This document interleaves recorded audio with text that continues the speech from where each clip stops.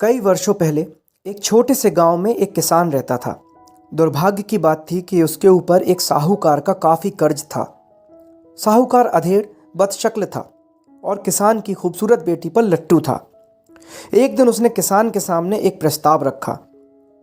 उसने कहा कि अगर किसान अपनी लड़की की शादी उससे करा देता है तो वो किसान का सारा कर्जा माफ़ कर देगा।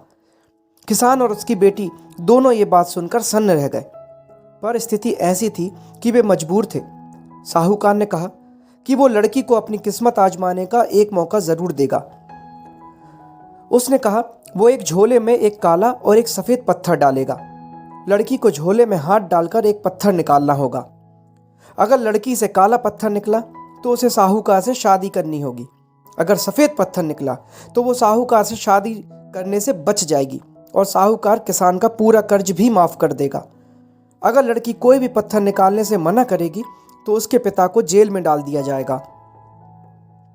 जब ये बात साहूकार ने किसान से कही, उस समय साहूकार, किसान और उसकी बेटी तीनों लोग किसान के बाग में खड़े थे। बगीचे का वो रास्ता ढेर सारे सफ़ेद काले पत्थरों से भरा हुआ था। साहूकार अपनी बात बोलकर दो पत्थर उठाने के लिए झुका। जब वो पत्थर उठा रहा था तो लड़की की तेज नज़र ने यह बात पकड़ ली कि साहूकार ने चालाकी से दो काले पत्थर चुनकर झोले में डाले हैं। साहूकार ने लड़की से झोले में हाथ डालकर एक पत्थर निकालने को बोला। ध्यान से देखा जाए तो लड़की के सामने तीन रास्ते थे। लड़की पत्थर निकालने से मना कर दे, लड़की दिखा दे कि झोले में दोनों पत्थर काले हैं और साहूकार बेईमान है, लड़की काला पत्थर निकाले और अपना जीवन पिता को जेल व कर्ज से बचाने के लिए बलिदान कर दे। अब देखिए उस चालाक लड़की ने क्या किया। लड़की ने झोले में हाथ डाला और एक पत्थर निकाला।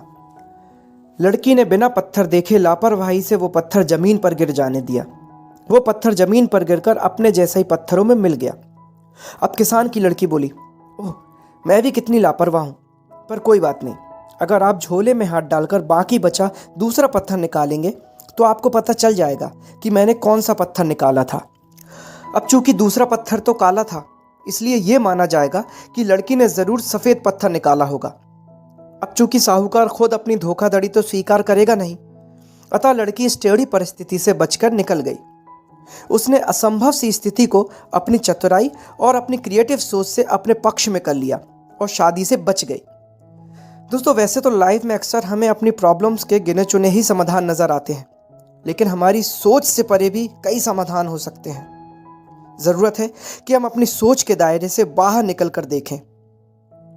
तो दोस्तों, अगर आपको छोटी सी कहानी पसंद आई हो तो इसे एक लाइक ज़रूर करें।